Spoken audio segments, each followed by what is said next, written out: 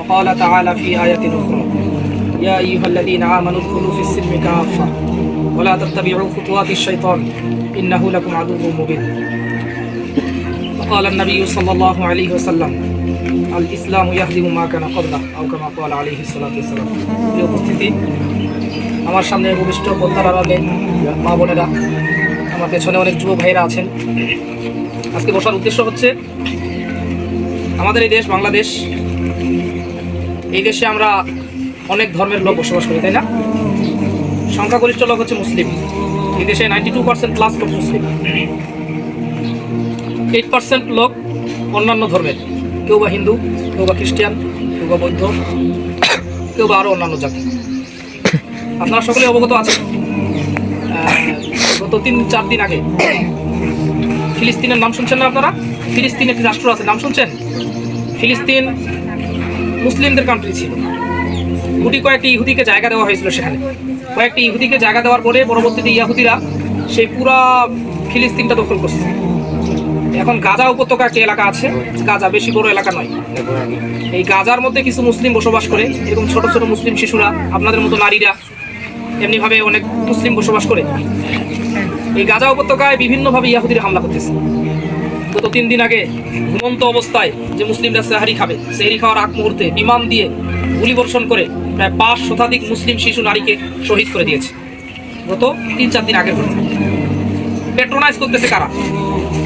ইয়াহুদিরা তো সংখ্যা একেবারেই কম। পুরো ওয়ার্ল্ডে যদি আমরা জরিপ করি, ইয়াহুদিদের সংখ্যা একেবারেই কম। আমাদের বাংলাদেশে যত মুসলিম আছে, শুধু বাংলাদেশে যত মুসলিম আছে, পুরো ওয়ার্ল্ডে অতগুলো ইয়াহুদিও নেই। অথচ ইয়াহুদিরা বিভিন্নভাবে প্রোপাগান্ডা চালিয়ে, অত্যাচার হামলা চালিয়ে আমাদের মুসলিম নিরীহ শিশুদেরকে, আমাদের মুসলিম মা বোনদেরকে শহীদ করতেছে। সেখানে খ্রিস্টানরাও যোগ দিচ্ছে। এবার কাজে হামলাটা করেছে, একটা শান্তি চুক্তি ছিল। গত 4 দিন আগে যে হামলাটা করছে, এর আগে ইসরায়েলের সঙ্গে গাজাবাসীদের একটা শান্তি চুক্তি ছিল। এই ইয়াহুদিদের বর্তমান যে প্রধানমন্ত্রী নেতানিয়াহু, তার নাম, সে অতর্কিত হামলা করে আমাদের মুসলিম মা বোনদেরকে শহীদ করে দিল।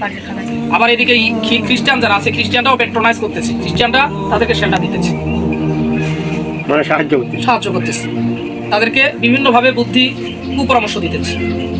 আমার প্রশ্ন হচ্ছে, যেই খ্রিস্টিয়ানরা, ইয়াহুদিরা অন্যান্য রাষ্ট্রে মুসলিমদের উপরে হামলা করতেছে, মুসলিমদেরকে শহীদ করে দিতেছে, আবার সেই খ্রিস্টিয়ানরা আমার বাংলাদেশে এসে সাহায্য করতেছে, এটা কি মেনে নেওয়ার মতো জিনিস? খুব ভালো করে বুঝেন, এক জাতি এক রাষ্ট্রে গিয়ে আমাদের মুসলিম ভাই বোনদেরকে শহীদ করে দিতেছে, হত্যা করতেছে, শেষ করে ফেলতেছে। আমার বাংলাদেশে আবার কিছু কিছু এলাকা বেছে নিয়ে, নিরীহ মানুষদেরকে বেছে নিয়ে তারা আবার সাহায্যের হাত বাড়িয়ে দিতেছে, বলতেছে আমরা মাদার তেরেসা হিসেবে এসেছি, বিভিন্ন কিছু কথা বলে আপনাদেরকে সাহায্য করতেছে। তাদের অনেকগুলো অ্যাসোসিয়েশন আছে বাংলাদেশে। তোর মধ্য থেকে একটি অ্যাসোসিয়েশন, তাদের আপনার একটি সংস্থা হচ্ছে ওয়ার্ল্ড ভিশন। আপনারা গ্রামের মানুষ, সর্বসাধারণ অনেকে আপনারা জানেন না যে আসলে ওয়ার্ল্ড ভিশন কি। খুব সুন্দর একটি স্লোগান দেখতেছি, হয়তো বা আপনাদের কাছে এসে সেবার হাত বাড়িয়ে দিচ্ছে, এমনও হতে পারে।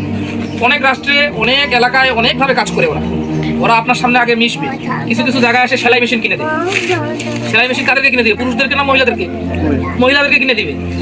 দিয়ে বলবে যে এই সেলাই মেশিনটা দিয়ে আপনারা কাপড় সেলাই করবেন, আপনি স্বাবলম্বী হবেন। এরকম বিভিন্নভাবে পরামর্শ দিয়ে ওরা আপনার সঙ্গে একটা সম্পর্ক করার উদ্দেশ্য হচ্ছে, হয়তো কোনো এলাকায় গাছ কিনে দিবে, যে এই গাছটা ভালো করে লাগাবেন, পরিচর্যা করে আমরা 1 মাস পর আসি খোঁজ নিব, দেখবো। মূল উদ্দেশ্য গাছ নয়, মূল উদ্দেশ্য তার সঙ্গে একটা সম্পর্ক করা। কিন্তু গ্রামের সরল মনা মানুষ, হয়তো টাকা পয়সার সমস্যা থাকতে পারে, অনেকে ভাবতে পারে যে আমার হাতে টাকা পয়সা নেই, 5-7 হাজার টাকা আমাকে দিয়ে দিল, বাস আমার একটু উপকার হলো। কিন্তু তার সঙ্গে একটা সম্পর্ক করে এক পর্যায়ে গিয়ে তাকে খ্রিস্টান বানিয়ে ফেলে। এটা কিন্তু নিরীহ মানুষ অনেকেই জানে না। এর প্রমাণ আমার কাছে হাজারো আছে, একটা প্রমাণ নেই, হাজারো প্রমাণ আছে। ঠাকুরগাঁও রুহিয়া নামক একটা এলাকা আছে, কেউ চিনেন? রুহিয়া একটা এলাকা আছে, নাম শুনছেন না? রুহিয়ায় এক খ্রিস্টিয়ান ইংল্যান্ড থেকে এসেছে, তার কবর রচিত হয়েছে রুহিয়াতে। সে প্রায় 500 মুসলিম ফ্যামিলিকে খ্রিস্টান বানিয়েছে ঠাকুরগাঁও রুহিয়ায়। ওটা বাদ দেন, আমাদের পার্বতীপুর এলাকায় প্রায় 150 ফ্যামিলিকে খ্রিস্টান বানিয়েছে। তারা বিভিন্ন ভিশনের নাম দিবে, ওয়ার্ল্ড ভিশনের নাম দিতে পারে, তারা আরও বিভিন্ন সংস্থার নাম দিয়ে এসে তারা আবার নিজেদের লোককেই তৈরি করবে। এই যে আপনার এলাকায় যদি ঢুকে, তারা কিন্তু ওই দূর থেকে এসে ইংল্যান্ডের নাম দিয়ে ঢুকবে না, তারা আপনার আশেপাশের কোনো লোকে হাত করার চেষ্টা করবে। হয়তো মুরব্বীকে দাড়ি দেখছে, টুপি দেখছে, মুরব্বী কিছু বুঝে না, বাস মুরব্বীকে নেম প্লেট হিসেবে ব্যবহার করে মুরব্বীর সঙ্গে সঙ্গ দিয়ে আপনাদেরকে জড়ো করে আপনাদেরকে বিভিন্নভাবে তারা কাজ করার চেষ্টা করবে। তো আমার কথা হচ্ছে